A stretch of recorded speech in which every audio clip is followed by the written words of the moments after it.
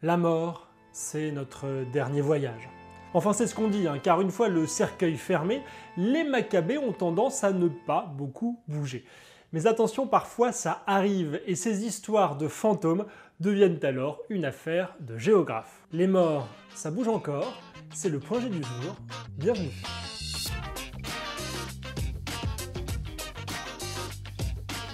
Pour faire cette géographie de morts et de vivants, nous allons chez les Guajiros, qu'on appelle aussi les Wayuu, un peuple d'Amérindiens d'environ 500 000 habitants installés dans la péninsule de la Guajira, à cheval entre la Colombie et le Venezuela.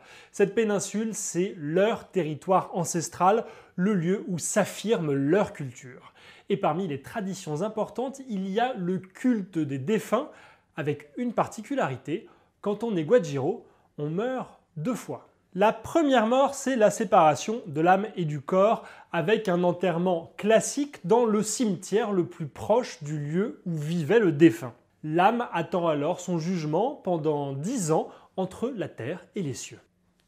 Oui, c'est un peu long. Après ça, enfin, le deuxième enterrement a lieu. On exhume le corps, on lave les ossements et on les transporte dans le cimetière où reposent les ancêtres de la famille. Mais quel rapport entre cette double mort et la géographie? Eh bien, pour comprendre, il faut parler des Guajiros vivants. Eux aussi ont beaucoup bougé. Il y a un siècle, on a trouvé du pétrole au sud de la péninsule et des villes comme celle de Maracaibo, près d'1,5 million d'habitants en 2011, se sont développées.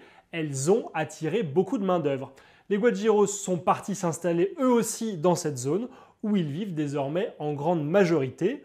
Le centre de gravité de la communauté s'est donc déplacé de la péninsule vers le sud. Et pourtant, grâce aux morts, la péninsule reste un lieu très important. Prenez par exemple un Guajiro qui meurt à Maracaibo.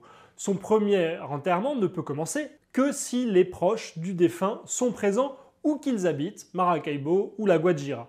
Cela permet aux Guajiros de maintenir leur lien. Pour le deuxième enterrement, ils exhument les corps dans les cimetières de Maracaibo et ils les ramènent dans le cimetière familial de la Guajira. Le défunt revient donc sur la terre de ses ancêtres auprès d'eux. Ce respect des traditions, ce retour du mort dans la péninsule permettent donc de conserver un lien fort avec le territoire des ancêtres et avec la communauté. Alors oui, l'espace économique des Guajiros est centré aujourd'hui au sud, mais l'espace culturel reste bien ancré, lui, au nord. La vision que les Guajiros ont de leur territoire n'a finalement pas tant changé que ça. Au fil du temps, on ne pourra plus dire que les morts ne viennent pas influencer les vivants. Parfois, il paraît même qu'ils viennent les hanter, mais ceci est une autre histoire.